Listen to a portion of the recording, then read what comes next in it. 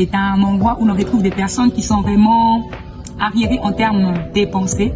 C'est vraiment un endroit où l'on peut facilement retrouver des personnes qui ont du mal à pouvoir développer cette capacité de réfléchir pendant longtemps de manière mûre, donc mûrement et de manière très approfondie.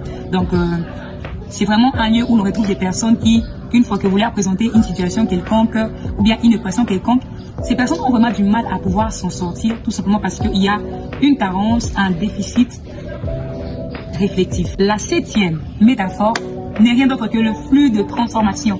Le flux de transformation est une organisation qui est considérée comme étant un processus constant de l'évolution.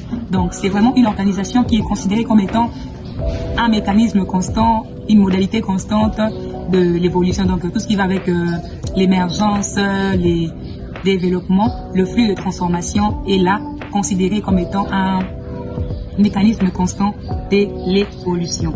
Et pour finir, en dernier lieu, la 8e métaphore n'est rien d'autre que l'instrument des dominations. L'instrument des dominations est une organisation qui est considérée comme étant un moyen de contrôler, comme étant un moyen de surveiller un individu ou bien un groupe des individus. Donc, l'instrument de domination est là pour contrôler, pour dominer des individus. Voilà, c'est ce qu'a vraiment été l'objet de notre vidéo, de notre interview. Et nous avons eu à pouvoir expliquer en long et en large les 8 métaphores clés que l'auteur Gareth Morgan a mentionnées dans son ouvrage qui est intitulé Les images des organisations. Alors, si vous avez des questions, n'hésitez surtout pas à les mettre en commentaire et nous allons toutefois vous répondre. Ciao!